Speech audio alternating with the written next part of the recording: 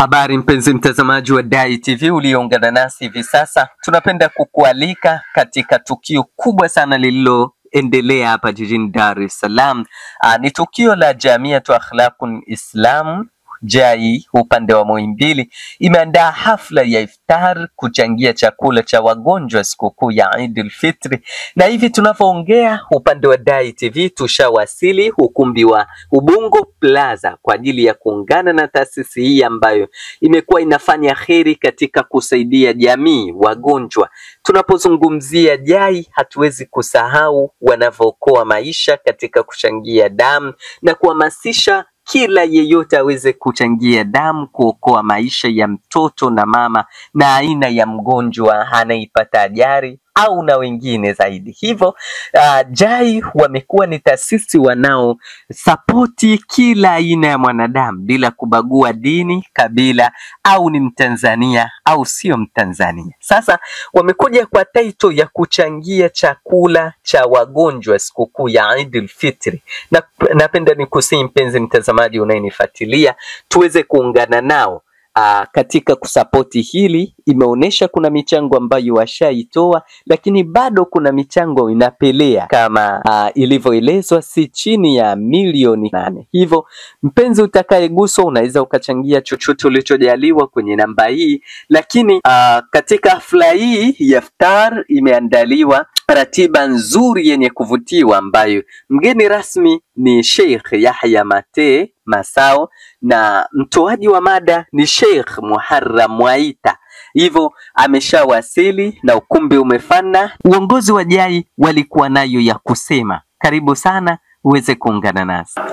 Assalamu alaikum warahmatullahi wabarakatuh. Kwa majina naitwa Ramadhani Hassan Kombo, ni katibu wa Jumuiyatul Akhlaqul Islamia kituo cha hospitali ya taifa Muhimbili. Leo hapa tulikuwa na tukio la kufuturu pamoja na wadau ambao wametuchangia michango yao kwa lengo ya kuchangia bajeti ya gharama za kulisha siku ya Eid. Kama bango la nyuma hapa yangu linavyojieleza, na alhamdulillah tumeweza kufuturu nao kwa pamoja na kuweza kupeana mrejesho wa kile ambacho tumekichangia. Na kama alivyozungumza mratibu wa kituo cha JAI Muhimbili kwamba bajeti yetu ilikuwa ni milioni 22 na mpaka sasa hivi bado takriban milioni 8 ili kuweza kukamilisha bajeti hiyo ambayo itatusaidia kulisha Muhimbili yenyewe, Jakaya Kikwete, Moi pamoja na hospitali ya taifa Muhimbili. Kwa nipo hapa kwanza kuweza kuhamasisha ndugu zetu kwamba kula iftari ya leo hii si kama michango imesitishwa, bado tunaendelea kuomba sapoti yenu, na namba ya kuchangia ni ile ile 0782 430 448, yani 0782 430 448. Ukituma pesa yako hapo jina litatokea JAI Muhimbili. Lakini pia niwaombe kuhamasisha tujitokeze kwa wingi siku ile ya Eid ambayo itatangazwa na mufti wetu wa Jamhuri ya Muungano wa Tanzania Sheikh Abubakar bin Zubair bin Ali, ambaye akitangaza mwezi umeandama basi asubuhi yake itakuwa ndio Eid ambayo sisi kama JAI ndio tunakwenda kulisha wagonjwa. Kwa tujitokeze Muhimbili, tuje tushirikiane kuhakikisha kwamba mkono wako unanyanyua chakula na kumkabidhi mgonjwa ili uone ile athari ya afya uliyokuwa nayo na mtihani ambao amepa Allah mja yule kuwa na maradhi mbalimbali. Na imani tutashirikiana kwa pamoja. Wajazakumullahu khairan. Ndugu zangu katika imani, kwa majina naitwa Ridwani Mustafa Mpanju. Mimi ndo mwenyekiti wa Jumuiyatul Akhlaqul Islamia kwa kifupi JAI katika kituo cha Muhimbili. Walillahi alhamdu, leo tunamshukuru Allah tarehe 26 sawa na mwezi 26 kwa 25 tumeweza kuhitimisha iftari tuliyoiandaa kwa ajili ya kuchangia chakula kwa ajili ya sikukuu ya Eid Fitri inayotegemea kufikia tamati mwisho wa mwezi huu, aidha tarehe 29 au tarehe 30 biidhnillah subhanahu wa ta'ala. Namuomba Allah atufikishe salama.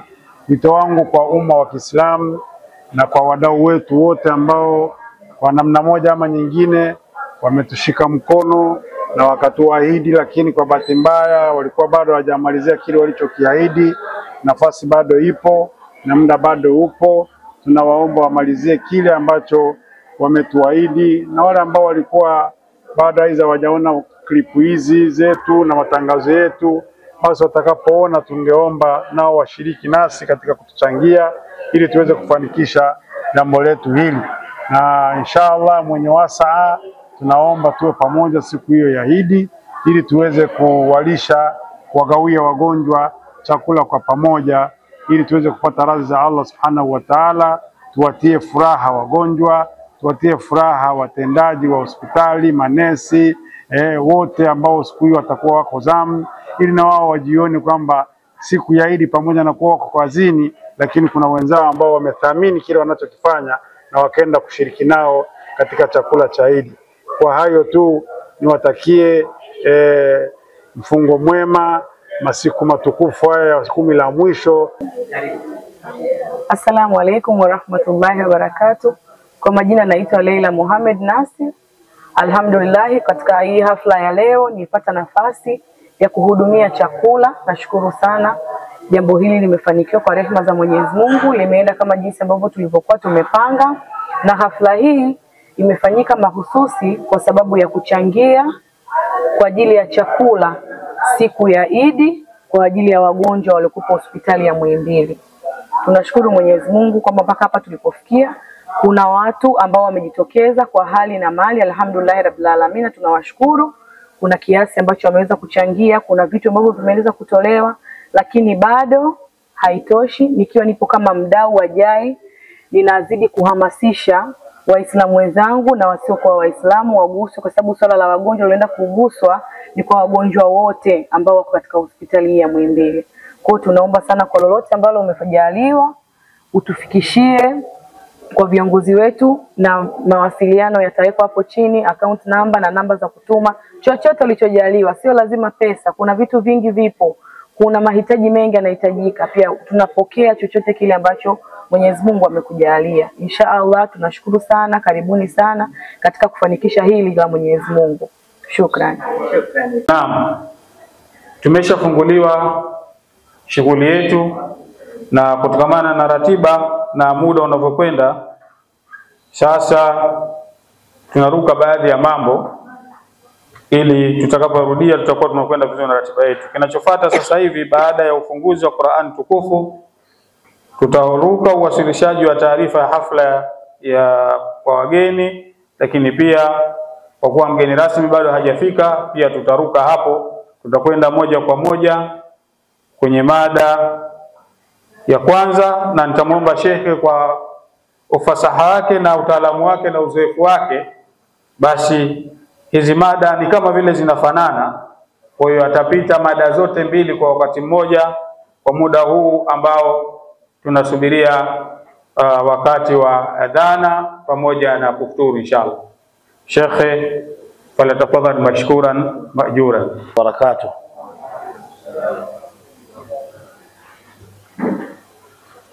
Mada ni mbili na wakati ni mfinyu sana uliobaki kwa adhana. Ni kama alivyosema shekhe wangu, sio kwa ufasaha bali kwa taufiki ya Allah subhanahu wa ta'ala tuzungumze kwa dakika hizi chache kwa mujibu wa hizi mada mbili. Waja wema ndani ya 10 la mwisho, lakini pia utoaji kwa Waislamu. Mimi naomba nianze moja kwa moja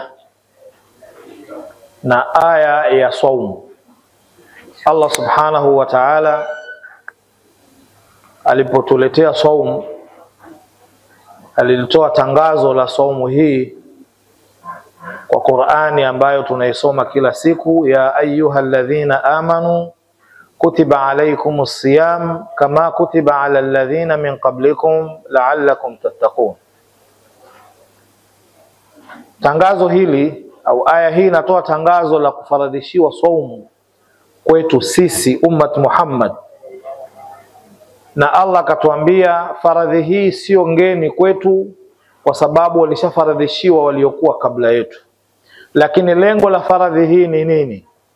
Lengo la faradhi hii la'allakum tattaqun, ili muwe wacha Mungu.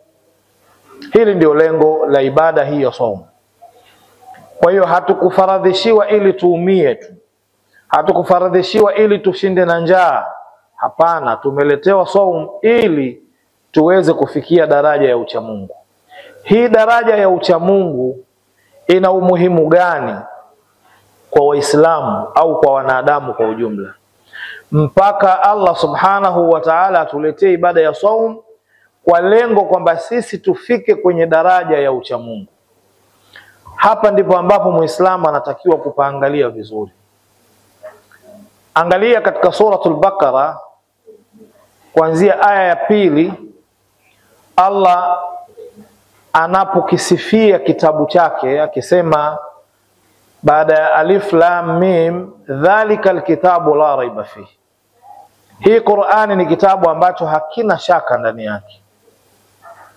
Hudan lilmuttaqin, kitabu hiki ni mwongozo kwa watu wanaomcha Allah subhanahu wa ta'ala, au kwa watu wanaotaka kumcha Allah subhanahu wa ta'ala. Tafsiri zote mbili wanaochuona wamepita nazo. Ambaye ameshaingia kwenye uchamungu bado anahitaji Qur'ani imuongoze zaidi, imfikishe kwenye daraja za juu, na ambaye anataka kuingia kwenye uchamungu bado Qur'ani ndio inamuongoza ili aweze kufika katika huo uchamungu. Uchamungu ambao ndio tumeambiwa tutaupata ndani ya ibada ya saumu. Sasa sifa za wachamungu ni zipi? Allah subhanahu wa ta'ala anazitaja ndani ya hii suratul Baqara, anataja sifa kadhaa. Asema alladhina yu'minuna bilghaib. Sifa ya kwanza ni wale watu ambao wanaamini mambo yaliyojificha, mambo ya ghaib walioelezwa kupitia kitabu cha Mola wao na sunna za mtume wao.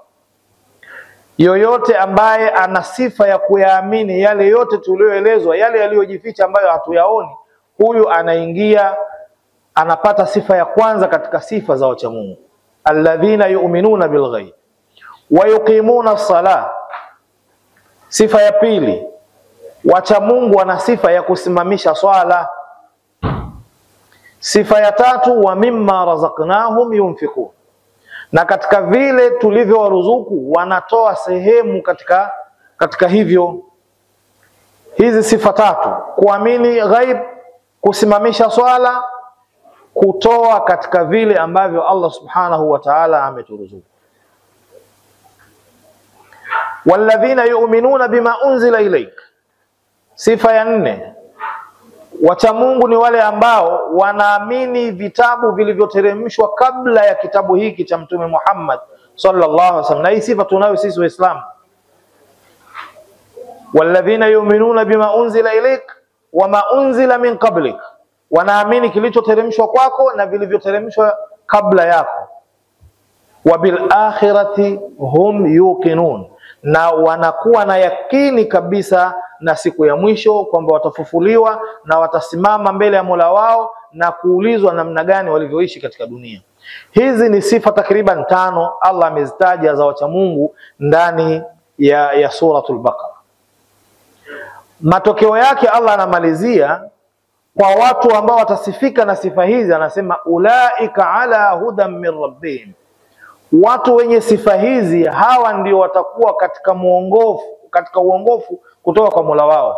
Wa ulaika humul muhtadun, na hao ndio ambao wameongoka. Katika surat Ali Imran Allah subhanahu wa ta'ala anasema wasari'u ila maghfiratin min rabbikum, kimbilieni msamaha wa Mola wenu, wa janna, na kimbilieni pepo, ardhuha samawati wal ardh, upana wa hiyo pepo ni sawa na upana wa mbingu na ardhi. Uiddat lilmuttaqin, pepo yenyewe imeandaliwa kwa ajili ya wacha Mungu. Ndio maana Ramadhani imekuja ili tuweze kufika kwenye ucha Mungu, kwa sababu bila ucha Mungu hatuwezi kupata pepo. Sifa zao ni zipi? Katika surat Ali Imran Allah anasema alladhina yunfiquna fis sarai wadh-dharra. Wacha Mungu ni wale ambao wana sifa ya kutoa katika hali zao zote, katika hali za raha na hali za shida. Hapa kwenye surat Ali Imran sifa ya kwanza imeanza kutoa.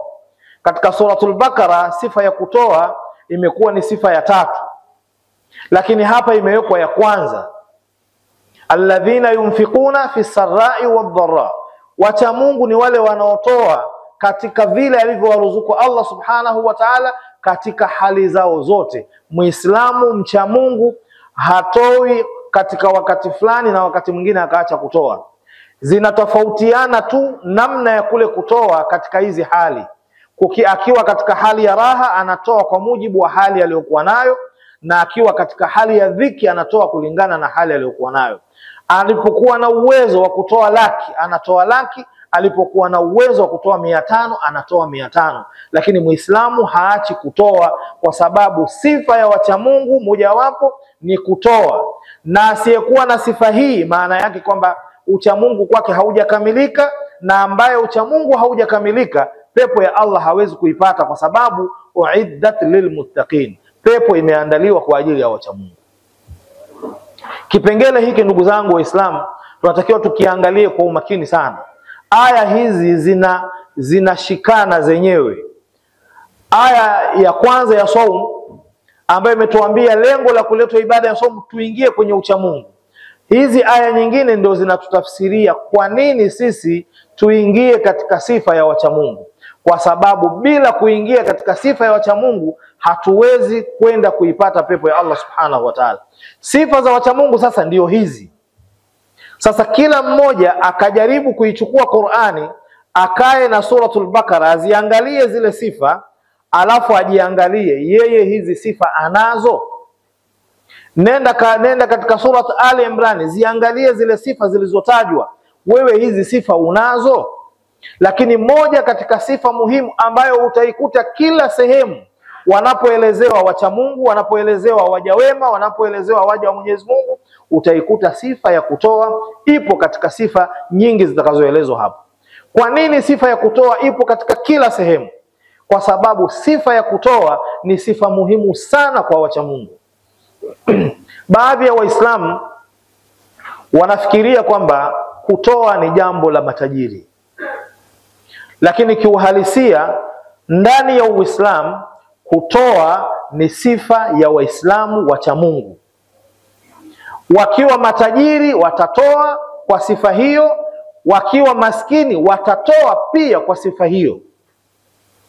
Sasa mtu akishaipata hii sifa ya utoaji kama Muislamu, hatutojali hali yake ni ipi, tutakipata alichokuwa nacho, na ndio hiyo fisarai wadharra, katika hali nzuri na katika hali ya dhiki. Wakati wa Mtume sallallahu alaihi wasallam, Mtume aliitisha mchango. Mchango wenyewe ilikuwa ni kwa ajili ya maandalizi ya kwenda kwenye vita. Kulikuwa ni katika kipindi kigumu sana. Matajiri katika masahaba walitoa mali nyingi sana, kiasi ambacho watu walianza kuwaonea wivu, kina Uthman, kina Abdurrahman. Kuna bwana mmoja, yeye alikuwa hana kitu. Alivyoona watu wanavyotoa, yeye aliondoka pale, akaenda alikokwenda. Huko alikokwenda, alikwenda kutafuta kibarua cha kufanya ili na yeye apate cha kutoa. Kibarua alichokwenda kukipata, ujira wake alipewa kibaba kimoja cha tende. Kibaba ni tende zinazoweza kujaa kwenye mikono ya mtu wa kawaida hivi, akifanya hivi zikajaa tende, hicho ndio kibaba. Huyu bwana alikwenda kufanya kazi aliyoifanya, ujira wake akapewa kibaba kimoja cha tende. Kwa sababu sifa ya kutoa ambayo ni sifa ya wacha Mungu anayo, kibaba kile alikwenda kukigawa mara mbili. Nusu akapeleka nyumbani kwake kwa ajili ya chakula cha familia yake, nusu akampelekea Mtume sallallahu alaihi wasallam, akamwambia Mtume, na mimi nimeleta kwa ajili ya maandalizi ya jihadi hii. Hivi ndivyo Waislamu wanavyotakiwa kuwa. Muislamu unatakiwa kuchangia lile ambalo liko mbele yako kwa ajili ya dini yako, bila kujali wewe hali yako ikoje na bila kuwajali watu wengine. Usijali nani katoa nini, wewe angalia uwezo ulionao wa kutoa, toa. Kama una uwezo wa kutoa shilingi 200, toa 200. Kama una uwezo wa kutoa 500, toa 500. Kama una uwezo wa kutoa milioni, toa milioni. Usimwangalie mtu mwingine. ukimwangalia mtu mwingine hautofanya kitu, kwa sababu kama wewe una uwezo wa milioni, atakuja mtu atatoa milioni 10. Sasa ukiangalia wa juu yako, wewe hutofanya kitu. Na maswahaba, baadhi ya maswahaba walisikika kwamba walikuwa wanapotaka kwenda kutoa sadaka, ile dirham anayokuipeleka kwa maskini, kwanza anaipulizia manukato, anaisafisha na kuipulizia manukato, alafu ndo anampelekea maskini. Alipoulizwa anasema, hii dirham unampelekea maskini, kwanza anayeipokea ni Allah subhanahu wa ta'ala, natamani Allah aipokee sadaka yangu ikiwa inanukia vizuri. Hili jambo Muislamu atakiwa awe nalo makini sana. Kunapoitishwa mchango wa jambo lolote la kheri, usiwaangalie watu, kwa sababu anayepokea sadaka yako ni Allah subhanahu wa ta'ala. Allah ndiye anayejua amekuruzuku kiasi gani. Kama Allah amekuruzuku 100, tumpe Allah 100. Yeye ndiye aliyekupa, usiangalie watu. Ukiangalia watu utajidharau na hutotoa. Muangalie Allah subhanahu, kwa sababu Allah anasema wa mimma razaqnahum yunfikun, katika vile tulivyowaruzuku wanatoa. Allah ndiye aliyekuruzuku 100, toa 100. Allah ndiye aliyekuruzuku 200, toa 200. Achana habari ya kuangalia watu. Ndugu zangu katika imani, kipindi hiki tulichokuwa nacho leo ni tarehe 26, sio? Kuamkia 27. Kuna wengine wako 25 kuamkia 26. Tofauti hii tusiangalie sana. Sisi tunachokiangalia ni 10 la mwisho. 10 la mwisho ambalo Mtume sallallahu alaihi wasallam amepiga mfano katika swala la ijtihadi ya kumwabudu Allah subhanahu wa ta'ala. Mtume ambaye tayari ameambiwa kwamba wewe umeshasamehewa dhambi zako lau utafanya dhambi. Kwanza kahifadhiwa, kapewa isma kama mtume kwamba hawezi kufanya dhambi kwa makusudi. Hiyo kwanza amehifadhiwa. Pili, akatangaziwa msamaha wa mapema kwamba hata ikitokea umefanya dhambi makusudi umesamehewa. Lakini Mtume sallallahu alaihi wasallam ilikuwa ikiingia mwezi mtukufu wa Ramadhani, 10 hili la mwisho, anawahama wake zake. Sio kuwahama kwa maana ya kuwatenga, bali katika kipindi hiki anawaambia sasa ni ibada tu. Na wake zake Mtume sallallahu alaihi wasallam walikuwa wanaungana na Mtume sallallahu alaihi wasallam katika ibada, kiasi ambacho Mtume sallallahu alaihi wasallam alikuja kuona kamba msikitini zimefungwa juu ya dari. Auliza, hizi kamba za nani? Ni za nini? Akamwambia, wake zako hao wanaswali, wakichoka wanashika kamba. Akamwambia, zikateni hizo kamba. Kamba zikakatwa. Akamwambia, mtu aswali, akichoka alale, atafute nguvu, akiamka aendelee kuswali. Mtu hatakiwi kuswali huku ana usingizi, kwa sababu unaweza ukasema unaomba kumbe unatukana. Tabia za usingizi zilivyo. Kwa hiyo ukilala, ukiswali mpaka ukijiona una usingizi, basi wewe tafuta sehemu pumzike, halafu baadaye inshallah utaamka. Weka alarm, weka chochote kile ambacho kitakusaidia kuamka. Sasa Mtume sallallahu alaihi wasallam pamoja na hifadhi hii aliyopewa na Allah, lakini ndani ya siku 10 za mwisho hizi alikuwa akifanya juhudi hii. Kitendo hiki cha Mtume sallallahu alaihi wasallam ni kutupa maelekezo sisi wafuasi wake. Anatupa maelekezo tunatakiwa tufanye nini. Yeye kama kiongozi lazima aonyeshe mfano. Sasa ndugu zangu katika imani, siku 10 hizi tumeshazikata siku kadhaa. Hizi zilizobaki, hebu tusizifanyie mchezo. Tufanye kila tunaloliweza katika kumwabudu Allah subhanahu wa ta'ala ndani ya usiku wa hizi siku zilizobaki ndani ya mwezi mtukufu wa Ramadhani. Na kwa bishara ya Mtume sallallahu alaihi wasallam na ishara mbalimbali alizowapa masahaba wake, Lailatul Qadri inaangukia katika siku hizi 2 tulizokuwa nazo hizi. Kati ya leo na kesho, hapa ndio kwenye Lailatul Qadri.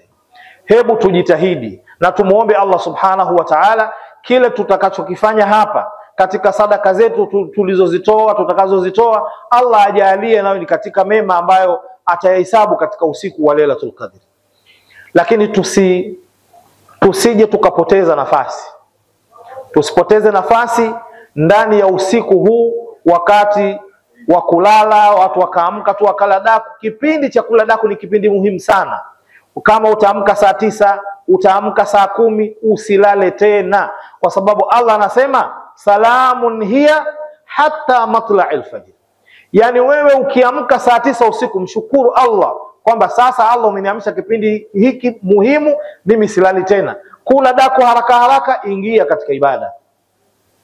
Kama umeswali na imamu msikitini ukamaliza witri, basi wewe ijishughulishe na ibada nyingine. Soma Qur'ani, lete adhkari, lete istighfari mpaka iadhiniwe adhana ya swala ya asubuhi. Na wale kina mama na kina dada ambao wako katika vipindi vyao maalum, wasije wakafikiri kwamba wao nafasi imepotea ya Lailatul Qadr. Ibada zilizozuiliwa kwa kipindi hicho maalum ni ibada maalum, ibada fulani fulani, sio ibada zote. Amka mama, jiandae, tia udhu wako, kaa, mtaje Allah subhanahu wa ta'ala. Huja katazwa kuleta istighfari, huja katazwa kuleta tahlili, huja katazwa kuleta takbira, huja katazwa kusema la ilaha illa anta subhanaka inni kuntu minadh dhalimin. Sema hivyo mpaka adhana ya asubuhi yadhiniwe. Tafuta kitanda ulale, usipoteze kipindi hiki cha Lailatul Qadri, kwa sababu uko katika kipindi maalum. Kipindi maalum hakikuzuii. Khairi za Allah subhanahu wa ta'ala zipo na zinatusubiri sisi. Allah subhanahu wa ta'ala kwa mujibu wa maneno ya Mtume sallallahu alayhi wasallam, kila inapofika robo ya mwisho ya usiku anashuka mpaka mbingu ya dunia, alafu anauliza, nani ananiomba msamaha nimsamehe? Nani ana maombi yake nimpe? Hiki kipindi sio kipindi cha kukipota, kutoa, hasa kutoa kwa ajili ya wagonjwa, kutoa kwa ajili ya watu wasiokuwa na uwezo, kutoa chakula kwa ajili ya watu wanaohitaji chakula. Ndugu zangu, ni jambo ambalo halina mfano wake katika wema. Naomba nimalizie mazungumzo yangu kwa niwape kisa kimoja. Kuna kisa kimoja kinazungumza cha Abu Hanifa, lakini hiki wanachuoni wengi wanasema hakijathibitishwa. Lakini kuna kisa ambacho kimetokea katika zama zetu hizi ambacho sisi tumehadithiwa na watu ambao wamekishuhudia. Mtu mmoja katika mji wa Riyadh, Saudi Arabia, amelala usiku, akaota, akaambiwa nenda mtaa fulani, kuna mtu fulani mchukue, nenda naye umra. Akaona ndoto hii nini, lakini anakumbuka mpaka jina na mtaa. Akalala siku ya pili, akaota tena ndoto ile ile, anatajiwa mtu yule ule, mtaa ule ule. Akaona bado ndoto tu hizi, labda mashetani tu na nini. Akaota tena mara ya tatu. Alivyoota mara ya tatu akasema sasa hii sio utani tena. Akaenda kwa shekhe, akamwambia shekhe, naomba unielezee maana ya ndoto. Akamueleza, akamwambia kama unakumbuka jina la mtu, unakumbuka na mtaa, nenda kamtafute, na ukimpata fanya kama ulivyoagizwa kwenye ndoto yako. Yule bwana kweli akatoka, akaenda kwenye ule mtaa, akaulizia, akampata yule bwana. Akamwambia bwana, mimi nimekuja, mimi nimepewa maagizo nikuchukue nikupeleke umra.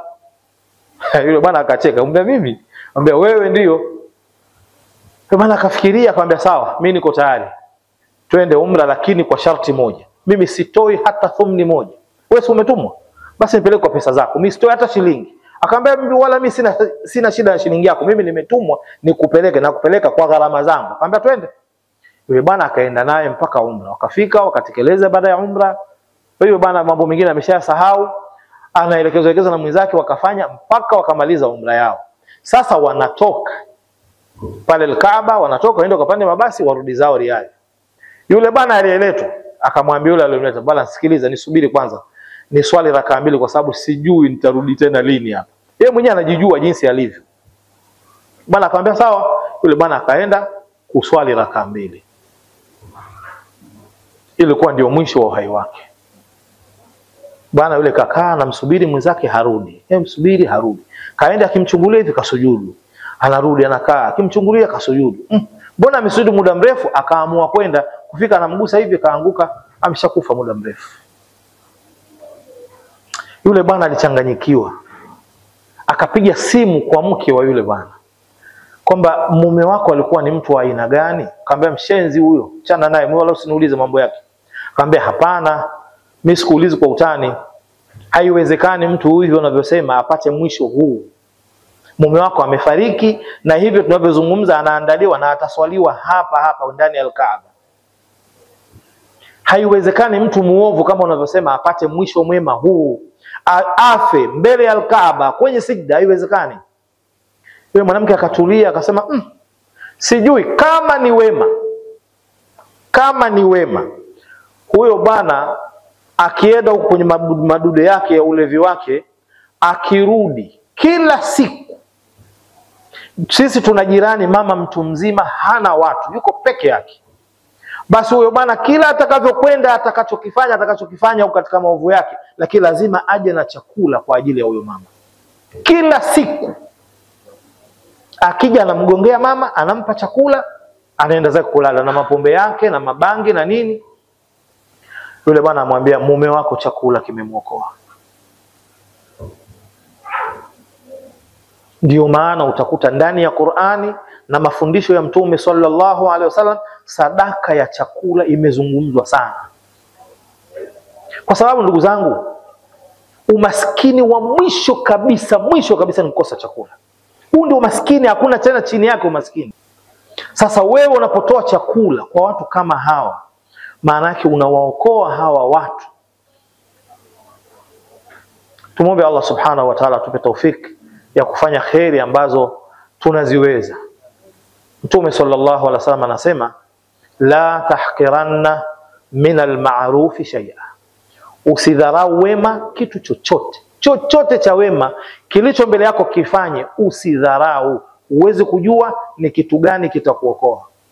Kuna mtu aliokolewa akahukumiwa kuingia peponi na akapewa bishara akiwa hai, kwa sababu alimpa mbwa maji. Mbwa sio binadamu, kampa mbwa maji, kapata bishara ya kuingia peponi. Wewe unampa chakula binadamu, Muislamu mwenzako, mtu mwenye shida, hata asiyekuwa Muislamu lakini mtu mwenye shida, mwenye dhiki, unampa chakula, unampa maji, anywe, ale, ashibe. Wewe utapata bishara gani mbele ya Allah subhanahu wa ta'ala? Subhanakallahumma wa bihamdik, ashhadu an la ilaha illa anta, nastaghfiruka wa natubu ilayk.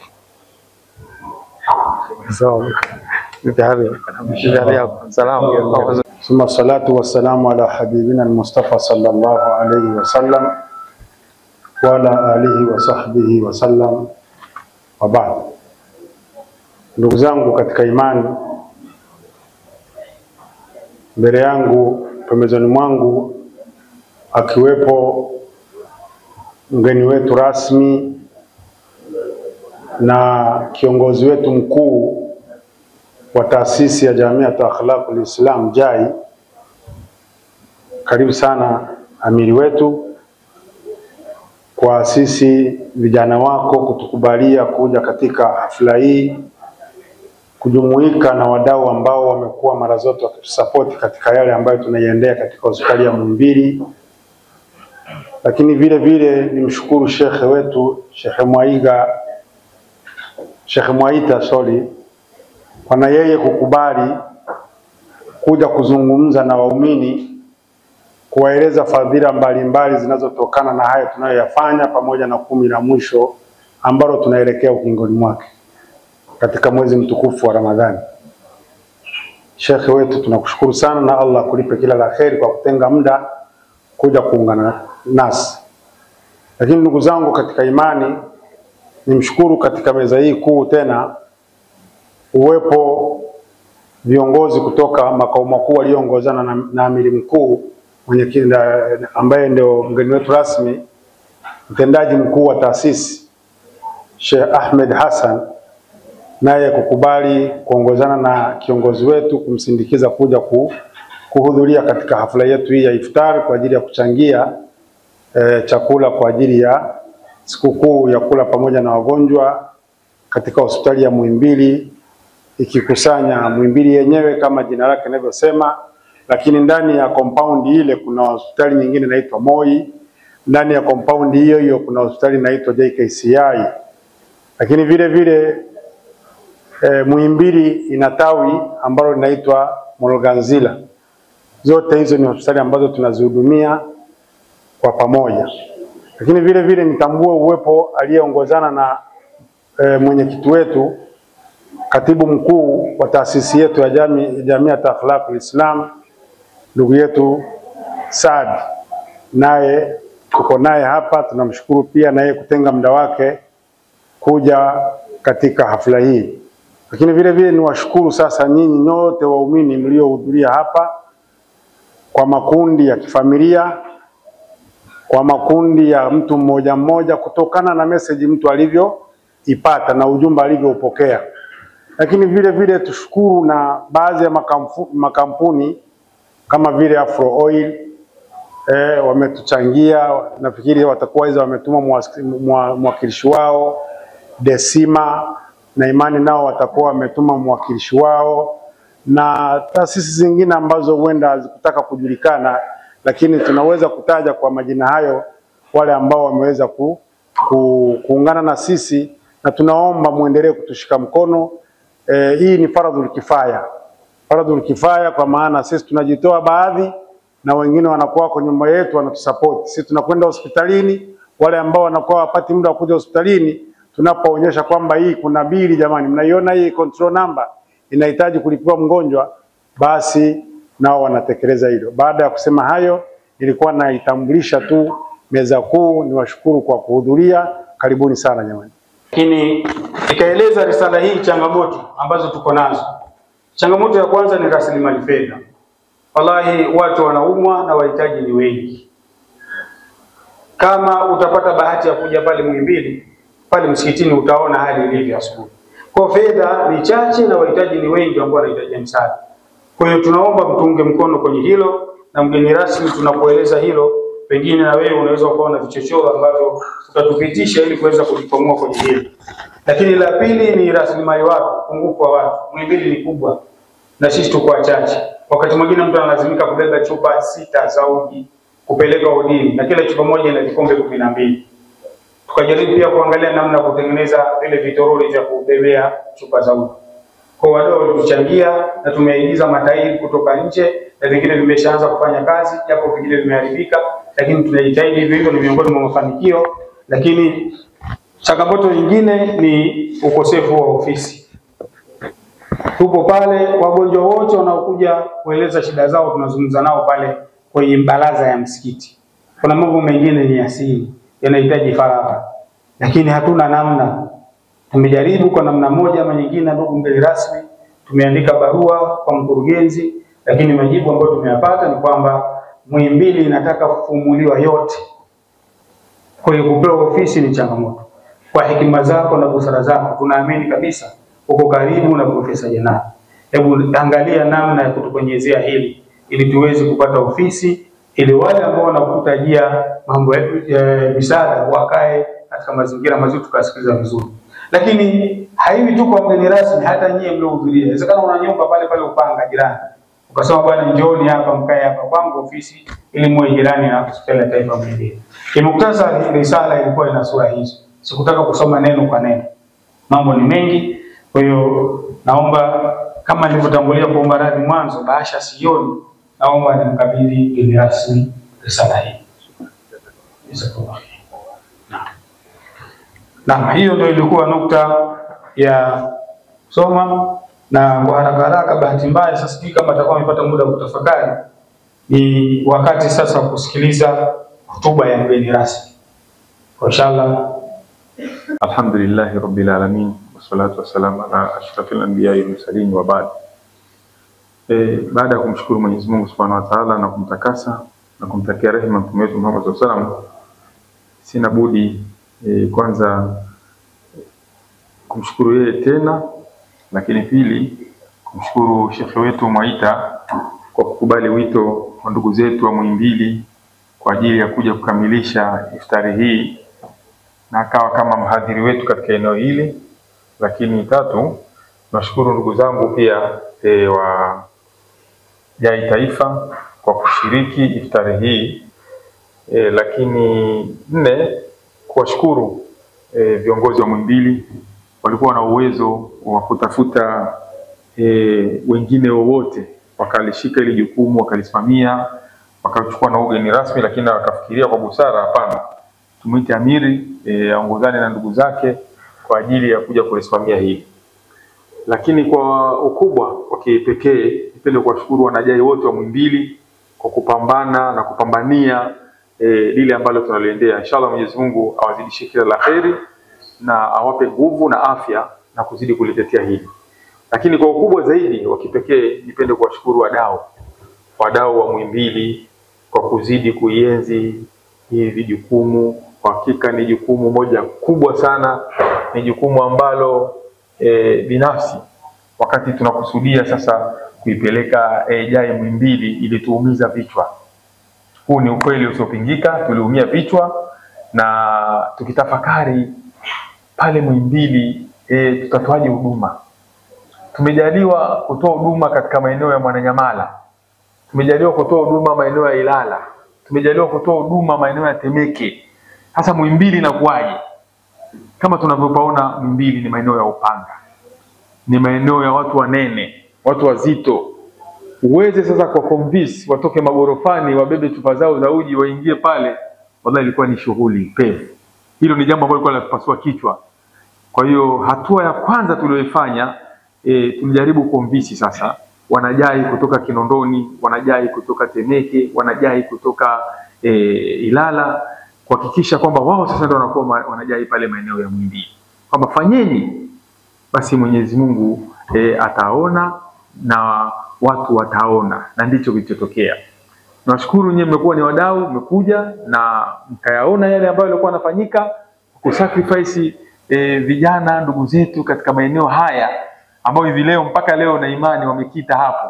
Kwa sababu nikiangalia naibu amiri, lakini naibu nadhani katibu ndugu yetu Ibrahim Minja ametokea Mwananyamala, timu nzima baki, yani kwa maana bado watu kutoka ile maeneo yao na wamekita katika yale maeneo ya pale Muhimbili. Kwa hiyo hili ni jambo ambalo binafsi lilikuwa linanipasua kichwa na linatupasua kichwa sisi kama taifa, lakini kwa uwezo wa Mungu kweli watu wamepokea na likaweza kuendea katika yale maeneo. Lakini kama mnavyojua, siku zote mwanzo unakuwa ni mgumu sana. Mwanzo ni mgumu katika kuliendea jambo mahali. Na ndicho kilichokuwa pale maeneo ya Muhimbili. Mnafika pale watu hawajui. Alafu mnajitambulisha nyinyi mnataka kufanya nini. Kwa hiyo inakuwa ni ugumu mkubwa sana. Lakini tunashukuru kwamba kwa baadaye wameweza kutuelewa, na hivi mpaka hivi leo tunaweza tukasema ni hatua kubwa. Kama alivyosema katibu, mashirikiano ni makubwa, ni mazuri, na imepelekea mpaka kuwa na MOU. Hivi leo kuna memorandum of understanding baina ya JAI na hospitali ya Muhimbili. Takbir. Jamani, hii ni hatua moja kubwa, hatua kabambe. Sio swala la mchezo. Ina maana sadaka zenu zote mnazozitoa hospitali ya Muhimbili inazitambua. Ina maana mirejesho yote hii wanaipeleka na kule. Ina maana mwisho wa mwaka na wao wanachohitajika watoe JAI nao wamefanya nini hapa Muhimbili. Kwa hiyo sisi binafsi tunaweza kuhesabu hii ni hatua kubwa sana. Kwa hiyo kwa kipengele hicho cha wadau, niwashukuruni sana kwa kulienzi, kwa kulikamata hili na kuweza kuzidi kulishika. Inshallah Mwenyezi Mungu awazidishie na mzidi kudumu katika hiyo kheri. Niseme kwamba kama Sheikh alivyosema, jambo kubwa litakalowapeleka watu peponi ni kuwalisha maskini. Hakika ni jambo moja kabambe. Wako madhaifu katika hadhi, uwezi ukaamini. Tunaye mgonjwa hivi ninavyoongea, katibu, kuna katoto hivi sasa hivi kako Muhimbili pale. Katibu, ni ripoti sijui kama unayo. Yapata fursa ya kukupa kwa sababu niliona ni kadhia moja kubwa. Ilinijia juu kwa juu kutoka Temeke, basi nikajaribu kukimbia nayo na Mwenyezi Mungu kajifanya maajabu makubwa sana. Ninakuja huku napokea ripoti moja nzuri mno. Ilikuwa inatajika shilingi milioni 5,500,000 kuweza kumtibu mtoto. Huyu mtoto ana miaka 2. Mtoto hana ladha ya kula mdomoni mpaka leo. Hana ladha ya kula mdomoni. Kadhia iko Temeke. Kadhi yake imefika pale Muhimbili. Inatajika shilingi milioni 5,500,000. Hiyo ili waweze kwanza apate afanye vipimo, lakini ifanyike operation. Na operation hii nje ni milioni 30. Hiyo milioni 5,500,000 ni wageni kutoka nje wanakuja hapa nchini na wanafanya zile operation. Sasa imepatikana fursa wakaniletea ile kadhia. Nimetafakari, nikaingiza kwenye baadhi ya magrupu wakachomoa. Nikaingiza kila mahali ikawa ngumu. Na rafiki yangu mmoja nikamwambia, bwana wewe unatoaga sadaka. Bwana safari hii bwana inaona kufanya hii kheri. Bwana mimi nitajitahidi hivi. Na ikawa natajika shilingi milioni 3 tu peke yake. Jamaa akasema nitajitahidi mimi nusu yake nitajaribu kuitoa. Takbiri. Nikasema hii ni hatua. Nikamshauri amiri wa Temeke. Sasa amiri, huyu mtoto aende pale Muhimbili. Hiyo nyingine tutaipata hiyo hela. Kwa hiyo tumejaribu kufanya hizo jitihada. Mtoto kutoka juzi wakamfanyia admission pale Muhimbili. Na uwezi ukaamini, baada ya kufanyia admission, maana wenyewe walisema wamejitahidi kukusanya huku na huko, wamepata kama shilingi milioni. Kwenda kuiangalia ile milioni imeshakatika. Kumbe yule baba mtu ana mtoto mwingine pia, hawezi kunyonya maziwa ya mama yake. Yule bwana ni mtu kutafuta fedha pembeni pembeni huko. Chemwaita, yako mambo yanaliza, ulilia juzi. Lakini mambo yanaliza. Anatafuta ile milioni moja ambayo ametafuta na yeye ameshaikata, imebakia 800,000. Nikamwambia Miri ichukue hiyo hiyo. Kwa hiyo kachukua. Kufika Muhimbili ya kwanza mbona sikiliza, sio ile milioni 3 kulipia kwanza. Hamna control number. Lipieni lakini kwanza kipimo ili aweze kuruhusiwa kuingia ndani. Nikamwambia bomoa hiyo hela, akaibomoa, akaingia. Kweli baada ya kufanya kile kipimo akaruhusiwa kalala.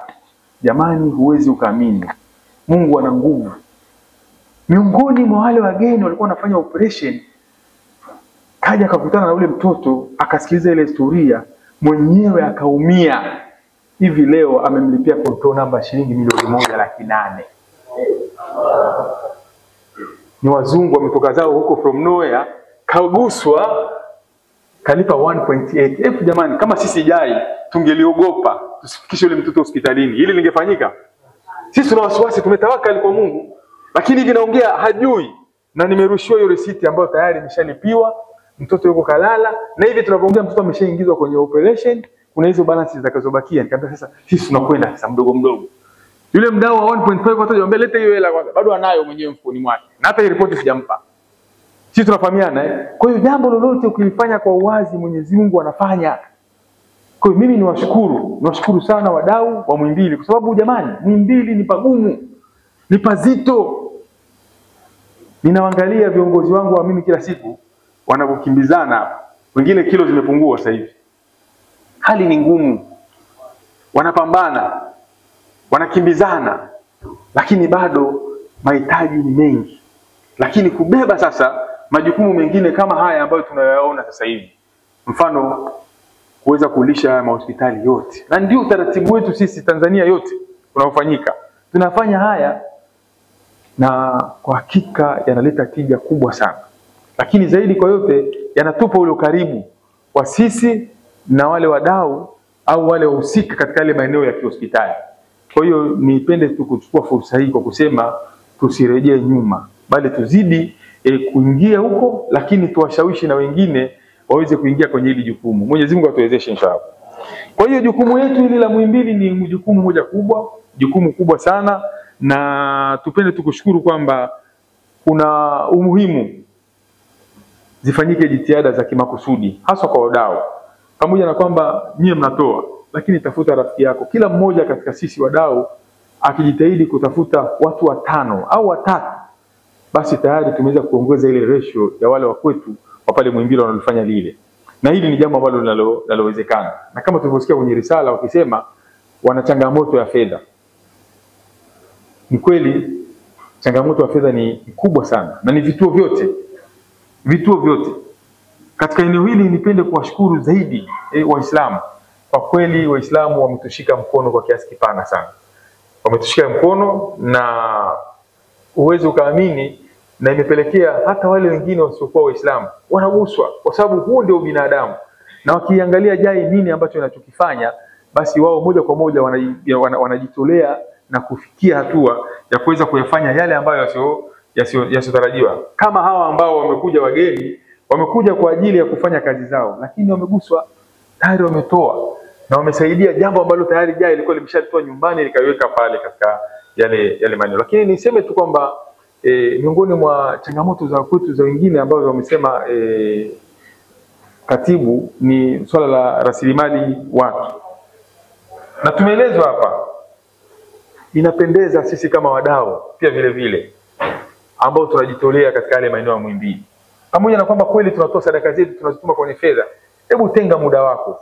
Siku moja tu ya Jumamosi au Jumapili, ile weekend ambayo huendi kazini, chomoka hapo. Nenda katika maeneo ya Muhimbili. Angalia ile sadaka yako kila siku inayoelezwa. Ni kweli? imechangwa, imetolewa donation, jamani kuna mtoto huyu anaumwa, au kuna mama huyu anaumwa, au kuna operation inafanyika, na wewe ukachangia shilingi yako 10,000, 15,000. Ukifika pale, katibu kanionyeshe mgonjwa wangu ule, nenda kamwangalie ule mgonjwa wako. Wallahi uweze ukaamini, na mgonjwa yule akikueleza nini ambacho kinachoendelea juu yake yeye, uwezi ukaamini, anaweza akalia machozi kwa kuona kwamba wewe umetoa chako, ukaacha kuilisha familia yako, ukaacha kwenda kustarehe zako, lakini ukawa umemsaidia yeye. Kwa hiyo mimi nishauri kwa yule ambaye mwenye kujitolea, basi ajitahidi kadiri awezavyo, naye siku moja tenga muda, nenda, na kwa kweli inaweza kukugusa. Shuhudia huyu mtaalamu ametoka nchi za Ulaya, amekuja pale kufanya operation kwa mgonjwa ambaye wala hamtambui, lakini matokeo yake ikafikia hatua yeye mwenyewe ikatoa kile chake ambacho alichokuwa nacho.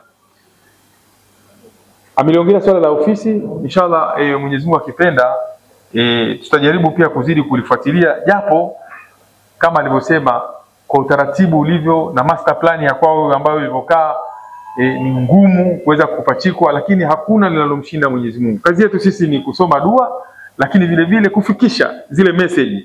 Huenda Mwenyezi Mungu akawa ni mwenye kuzifanyia kazi. Lakini la mwisho katika masuala ya risala, ameongelea zaidi kuhusiana na swala zima hili la michango ambayo inatakiwa iendelee. Ndugu zangu, tusisite kuzidi kuchanga kile ambacho kinachohitajika. Hakika wamesacrifice wenzetu na watu wamejitolea kwa kadiri wawezavyo.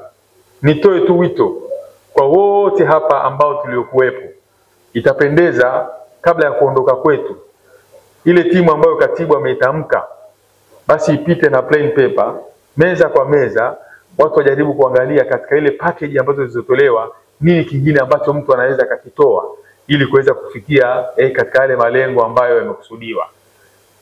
Mimi binafsi nilikuwa ninahuikwa, nasema mimi nitajitahidi nitoe maji, mimi nitajitahidi hicho, lakini kiangalia package nyingi pale tayari watu wameshazikimbilia. Kwa hiyo ina maana wakipita watu mezani wakaangalia, basi hata Sheikh Hassan Ahmed uweze kuona mtendaji wa habari yake ni kubwa, uweze kujua anaweza akaahidi nini katika ile eneo, na tukaweza kukamilisha yale ambayo aliyokusudia katika yale maeneo. Kwa hiyo ndugu zangu, mimi binafsi bado nipende pia zaidi kwa zaidi kuwashukuru, lakini kushukuru uongozi wa Muhimbili kwanza kwa kuweza kuwakusanya wadau, lakini kuweka uwazi ambao uliokuwepo. Mara nyingi sana taasisi zetu hizi zinakuwa zinadumaa pale ambavyo tunapokuwa tunayaficha pia yale mapato yetu na matumizi. Lakini leo alhamdulillah wamejitahidi, wametubainishia, na mimi nipende tu kusema tu katibu, tusiishie hapo. Tujitahidi pia income yetu yote na expenditure zetu zote tunazitupa kwenye yale magrupu yetu.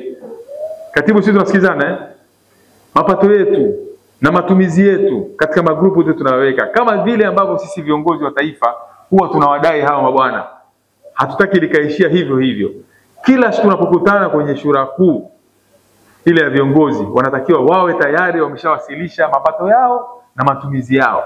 Na tumeongeza vitu vingine sasa hivi, mpaka zile benki statement zao ziwepo. Lakini zaidi tunachotaka sasa hivi, tunaweka utaratibu. Tuwe na utaratibu mmoja wa akaunti, tuna main account lakini tuna branches account ambazo zitakuwa zinasomwa pale makao makuu. Kwa maana kila kinachokuwepo, kinachosemwa tujaribu kukiona, ili tujaribu kuendelea kuifanya ile monitoring katika yale maeneo yetu. Yote haya ni kuzidi kulilinda ili gurudumu lilokuwepo.